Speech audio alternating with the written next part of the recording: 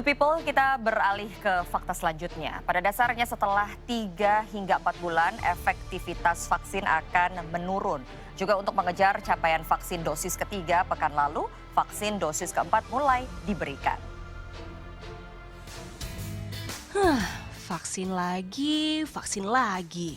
Mungkin itulah yang pertama tersirat saat kabar adanya vaksin dosis keempat mulai mencuat.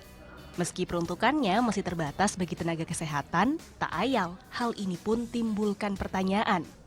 Sudahkah vaksin dosis ketiga merata di semua kalangan? Udah. Belum, Pak. Pertama, kedua, ketiga udah. Lumayan penting ya, karena untuk menjaga imunitas tubuh juga.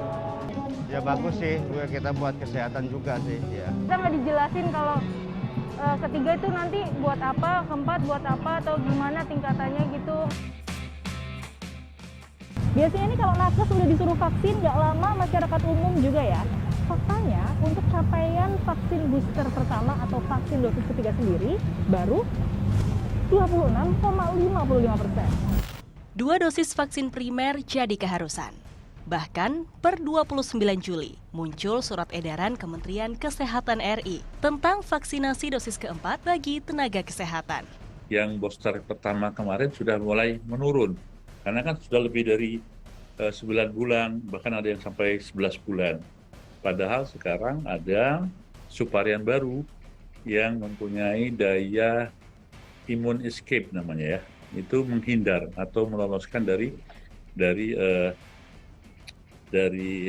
virus itu. Pada dasarnya, setelah 3 hingga 4 bulan, efektivitas vaksin akan menurun.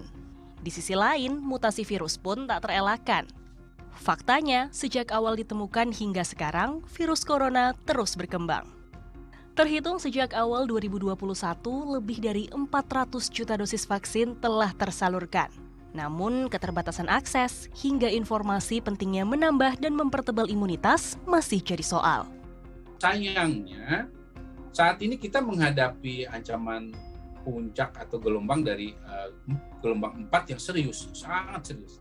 Ini saja sudah menunjukkan bahwa BA5 ini memang sesuai data di laboratorium atau data di berbagai negara, bahwa ini tidak kalah serius daripada Delta, bahkan lebih dalam kemampuan menginfeksi dan menginfeksi.